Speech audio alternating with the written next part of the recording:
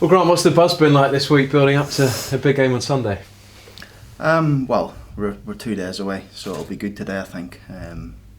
It's a great opportunity for the players, to play against world-class players and a big fan base coming from Peterborough, massive game.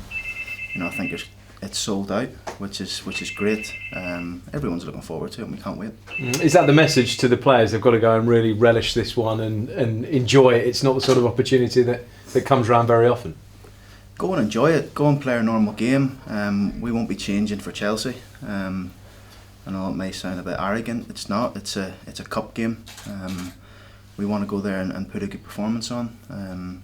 It's going to be really tough. We all know that, but we've got nothing to lose. We'll go there and try our best, give everything we have for the football club, and hopefully we can come away with a positive result. But we're under no illusions. We're playing against probably the best team in Europe at the minute, one of the best. So it's a massive game for everyone, but the players are really looking forward to it. I was going to ask you about how you approach it, because it's just not on your makeup, is it, to play for a goalless draw? And I guess that would be dangerous anyway. So you go out and you try and attack, you try and have an edge about you. Definitely, we want to get after them. We went to watch them against Tottenham the other day, and Spurs played on the front foot. They got after them. They caused them problems. That's what we want to do. We want to try and do the same thing. We've got attacking players in the team. We will have, and we want to play in the front foot. We want to get after them. We want to play in their half. One thing I do know, the higher you do, the higher you play, is the more time you get on the ball. Playing in the Championship, and even when I played in the Premier League for a few games for West Ham and international level, it's they do give you a lot more time, respect on the ball, but you've got to be good on it, because if you lose it, they're so quick at breaking on you and they punish you. So a lot of things that we'll work on today and tomorrow will be us being good in possession, but also being switched on and compact when we lose it. When you remind your players of what Bradford achieved at Stamford Bridge a couple of years ago, Chelsea were one of the form teams then and went on to win the Premier League that year, and Bradford went and turned them over, didn't they? Yeah, they did. It's it's an FA Cup game, anything can happen, but like I say to you, the form that Chelsea are in this season, they've got a new manager. They are well drilled. You can see that they work a lot on their defensive shape. They get that 5 behind the ball, which is really difficult to break down at times, and Tottenham found it difficult. I know a couple of crosses into the box and they scored off, but we need to make sure we're on our game. We need to be the best we've ever been to get anything out of the game. So this week I've taken the boys' mind off it a little bit. I've given them a couple of days breather to refresh their minds, refresh their legs, and so they're ready to put a big massive shift in for us on Sunday. From a personal point of view, picking your wits against Conte, that's an experience to relish as well, isn't it?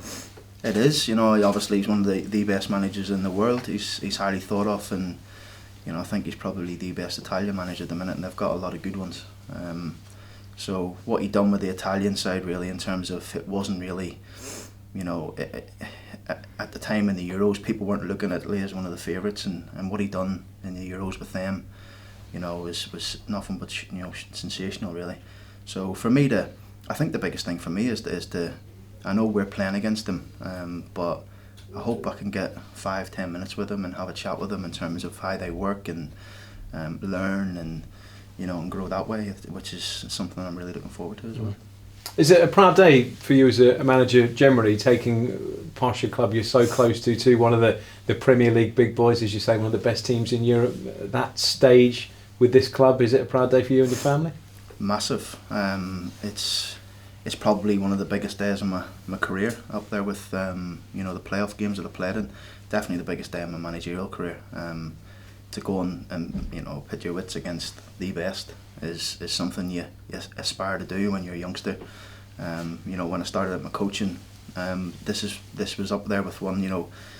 I was sat at the game the other day, and I said to the gloves, I said, how good would it be to be coaching those players, because the way they fire the ball into each other, they are technically so good. I'm just thinking of, like, when we do passing drills and stuff, I wouldn't be stopping it and shouting and say, listen, concentrate, because they're just, it's just a different level, and we need to make sure we step up to the plate. Any of the family coming over from Northern Ireland to take the game in? Yeah, my mother and father will be over, my brother's coming over as well, so my little boy Jesse's a mascot, which is good, and they'll come over and support us as they always do. and yeah, they'll look forward to that. Great stuff. In terms of selection, how you looking? Everyone available, bar the long termers? Everyone's fit. I think Jack Baldwin and Jermaine's fit as well. So it's listen. Apart from Jack, Jermaine, Harry Anderson, we're all good. So it's a tricky situation really for me personally, because obviously there's boys who have got us to this round. There's lads who have come in on loan. There's people who probably haven't played in the previous rounds but are in the team at the minute, and it's going to be a tricky one for me. But I'll make a decision on that by the end of today, what team I'll pick, and regardless what team I pick, I know that the 11 that I put out there will go and give everything they have for the club, that first and foremost, and hopefully go and stamp their authority on the game and try and get in between Chelsea, some shots at them, some crosses, some corners, and just go and try and take the game to them. Marais is cup tied, but Samuelson and Ball can both be involved. That's right, isn't it? Yeah, they can be involved. Yeah, Junior misses out. He played for St Albans in the cup, which he's probably, annoyed about now. But yeah, it's one of those things. Yeah, like I say, Martin and Bally can be involved, and everybody else. So, in terms of the team, like I say, I'll make a decision on that over the next few hours. Inman wasn't in the squad, was he? Was it Monday at Scunthorpe? Is it a case of him still searching for his form and sharpness after such a layoff? It's nothing to do with his form. I mean, I seen a point the other day. It was I seen someone say something that was Inman's form. It's not that I didn't say anything about Brad Inman's form. Brad Inman hasn't had really a chance in the first team. It's the fact that the bench at Scunthorpe, I thought Callum Chettle would come on and give us great legs in the game before that. I like to have the balance right on the bench. I don't just pick it willy-nilly. As you've seen most of the season, the bench has changed even when we've won. There's different players who've come in and out of the bench, and I do that for certain games and certain opposition we're playing against. Brad will probably be on the bench again against Chelsea. He's trained really well the last couple of days that we've trained. He's coming back to fitness, yes, but the more exposure, the more game time he gets, the better he'll be. I still stand by. He still needs probably 2-3 more 21 games, which are coming again next Tuesday. We've got a game at home, so he's going to be a big player for us, Brad. I mean, may not see the best to him until next year, but if he comes in, he gets a chance in the team, and he takes the chance in the team, he stays in. That's just the way I am. Is one of your biggest decisions this weekend whether to bring in Dominic Ball at centre half so you can bring Boswick back into that midfield area? No, that's not a big decision at all. To be honest, it's an easy decision, and I'm sure you'll find out on Sunday. I was going to say, you're not going to tell me now, are you, Grant?